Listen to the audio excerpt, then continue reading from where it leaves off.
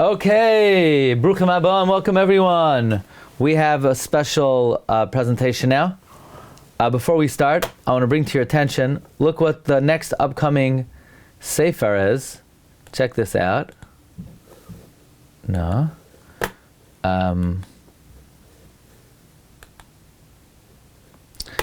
Is a special new language. We have, check out, Sefer Elaka de Meir Anini, Rabbi Meir Balanes, und die eibige Kinder von Hashem Yisbarach. Der Chidush von dem Gedlichen Tana Rabbi Meir und sein Mahalach über Hashem Yisbarach Anleze Ava zu jüdische Kinder.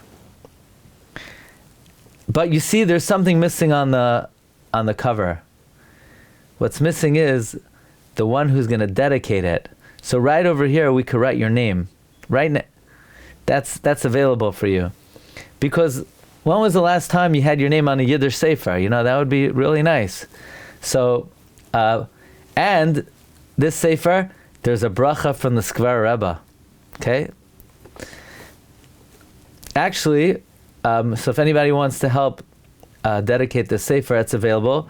Right now, my biggest dedicator is the Skvar Rebbe.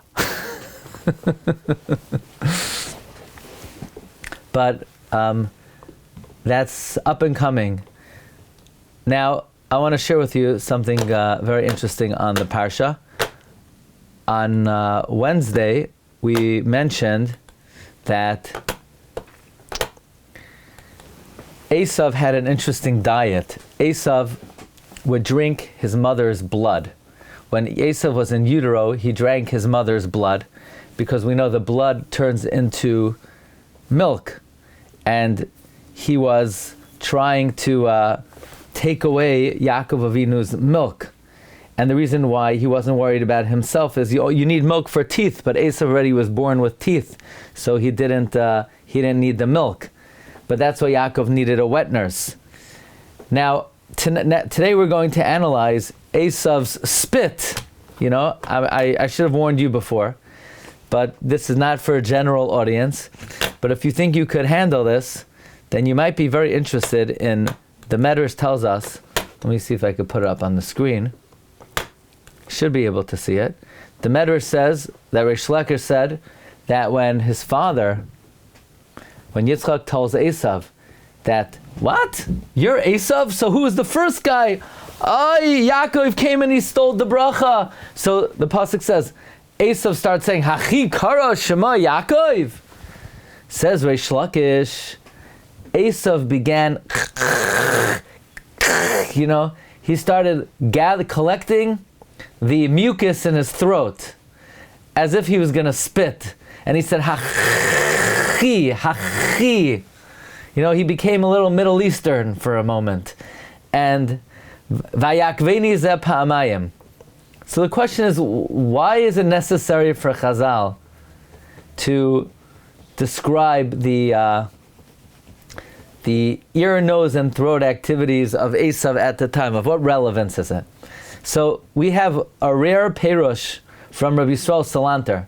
It's quoted in the Sefer Kihilas Yitzchak, brought in the Sefer Penine Kedem, that Esav was trying to prove that he was the Bechar.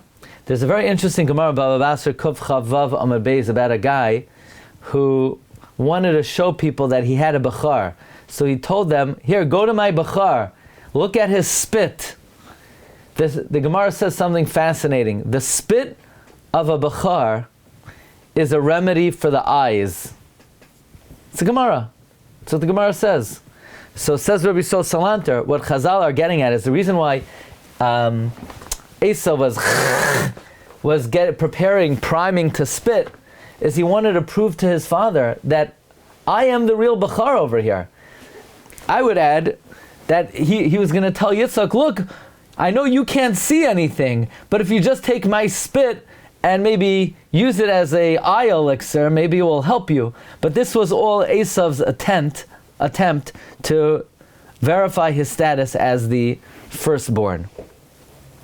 Okay, so that is a rare nugget of Rabbi Yisrael Salanter. Okay.